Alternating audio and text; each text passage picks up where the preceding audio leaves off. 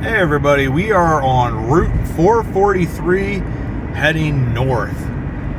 Up here is Moonshine Road, or 443 West. And I guess technically, even though this is going north, this is known as 443 East. Heading up to Pine Grove. And we're going to see how nice the fall foliage is here, going up on the route that we've done a couple times, which is a trip to Grandpa's house from Greenpoint, Pennsylvania up to Pine Grove, Pennsylvania. And then I'm going to be doing another road trip where I'm going to be going over the mountain and back again, which we've done a couple years ago. I thought that would make a good road trip, country roads, take me home. So we're going to head out here. It's here in Greenpoint, man, most of the leaves are actually down. Which is sort of surprising, but at the same time maybe not so much, because we just had a couple frosts this week, or this last week I should say, since it's Sunday, November 5th, and that usually when you have that happen, at that point the leaves just drop. We had done Route 443 West going out to Fort Hunter-ish. Then we did the Route 325 East from Dauphin over to whatever the town is over there. I had to look at the map because I thought the town's name was Grimes, and the Bendigo Airport, whatever it's called. And Jay was saying Rush Township there, where we started the trip to go over the Gold Mine Mountain. I think it's Sharp Mountain and Second Mountain is what it actually is considered. Two mountain ranges there, and a Stony. One might even be Stony Mountain actually, and then the next mountain is Sharp Mountain. I get those all sort of screwed up. Yeah. You see over on the Blue Mountain over there, I see a lot of yellows and oranges yet, but I might have hit this a week too late. So. But it's a beautiful day. Like, it is a beautiful day today. It's actually up in, I think, the 60s here in Lebanon County. So it's a gorgeous day. My sister and I and two of her kids were over to see our mom. I'll call her grandma, but it's Cedar Haven. And we put in a new stand for her TV to give her a little bit more room for her stuff. And it was getting a little crowded on her windowsill, so we wanted to give her something that she can have little doodads and knickknacks and things of that nature, and sort of separate a couple different products that she's uses and things like that, that's a little bit more easily accessible and clean. But anyways, I decided I'm feeling up to it, so I'm going to do two country roads, take me home, which is what I can primarily do right now. I am hoping to do, there's a really cool story, haunted history. It's called a couple different names, but it was Chickies Hill. Is also known as, in the story, potentially one of the names called Three Witches Hill. And, you know, it involved a story involving three witches, but there was a curse made there and a pact. Which ever after wound up causing issues for the people that were involved with that place commercially. And makes for a good story. Whether it's true or not, once again, is just sort of who knows. But it is what it is. But here we're coming up on Twin Grove Park, and that is Sand Siding Road. That's the road you head down if you want to go to the parking lot, and it's the quickest way to get to the Bordner cabin if you want to walk there. We have a nice little Ferris wheel here at Twin Grove Park. A couple different amusements there. They were really renowned back in its heyday. They had a phenomenal bumper cars, Ferris wheel, and carousel.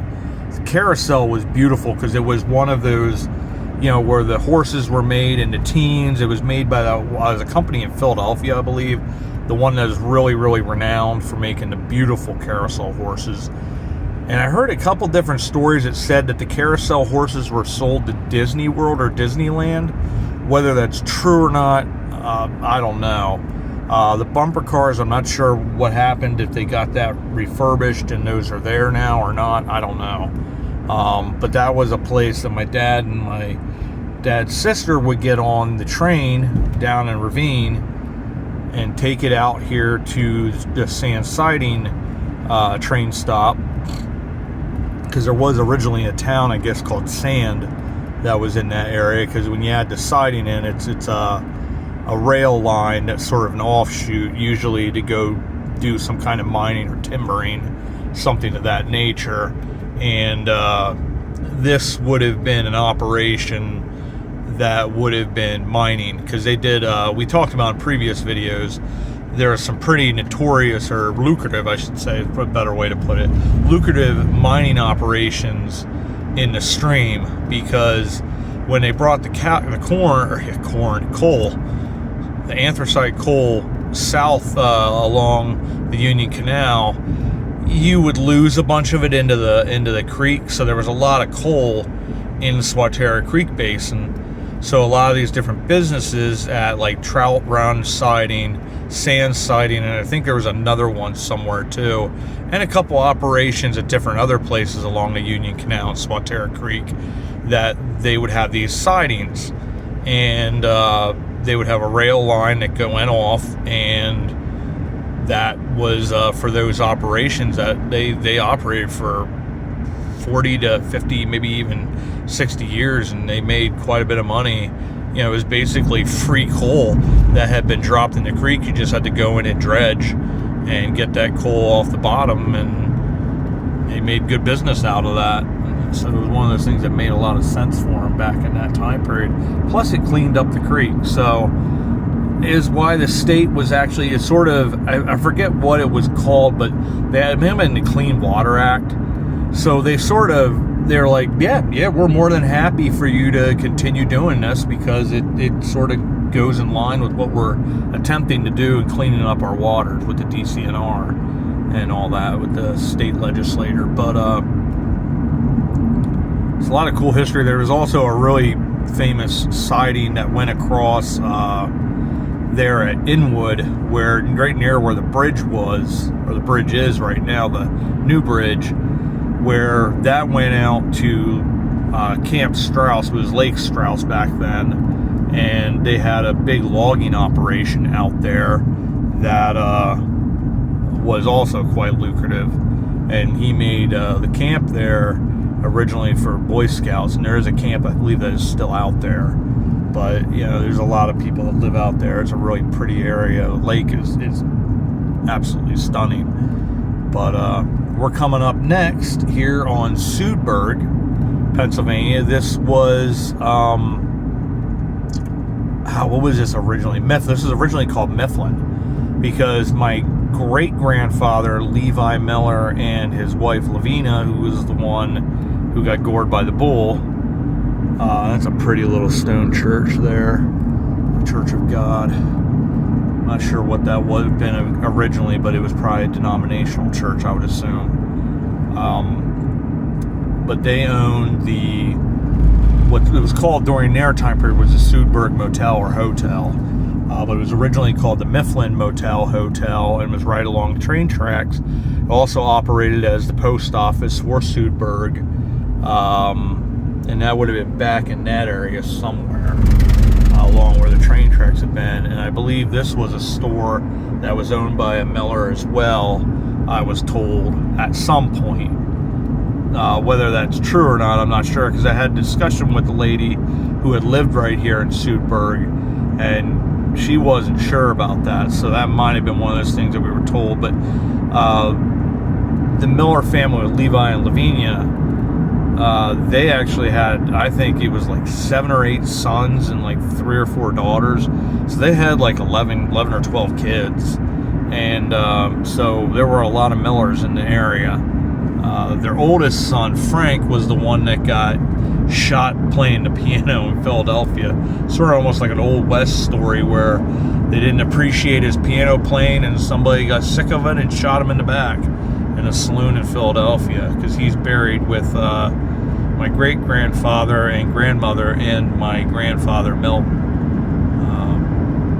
There's a lot of cool history, and if you go, you'd be out that way, back where Suburg is, that takes you back to Outwood, and then it also takes you back a little bit further to the Lebanon City Reservoir, or the Secrest Dam, which was originally called the High Bridge Dam. And the reason it was called High Bridge was because there was a high bridge, rail bridge, that went right over the, I guess, a little down from where the breast of the dam would have originally been at when it was High Bridge.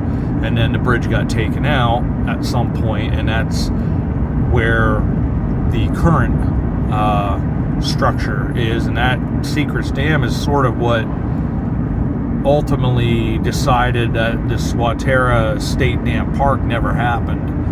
So they never, because they were originally going to do the Swatara State Dam. That park dam was going to be the Lebanon Valley Reservoir for Lebanon City, because they needed more water, and that was going to do it. And then I think there were a couple different issues that came up. They took away everybody's property via eminent domain, and then ultimately never did anything with it. Now it's a state park, and one of the biggest attraction is the Bordner cabin, and he was the guy that stood up to him and tried to fight him on it, and ultimately they lost, but he was able to keep his home. I always love these diners like that. They just have such a cool look to them. But anyways, my dad was part of the group that stood there with Armor Bordner to try to fight that, and they just didn't stand a chance really at the end of the day. But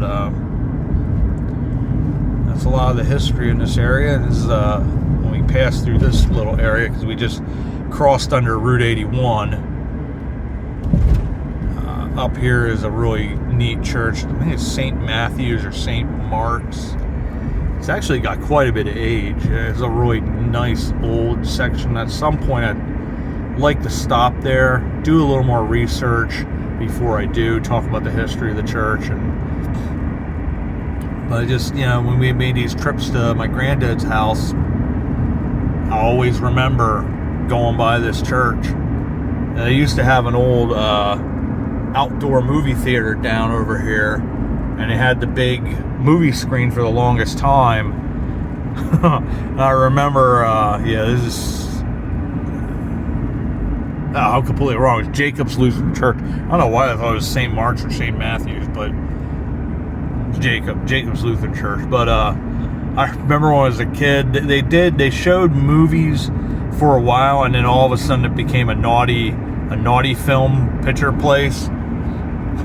That didn't last terribly long, for a couple years, and then that got torn down, and then they started building the hotels and other stuff there. But there's only a couple of those outdoor theaters that are left anymore.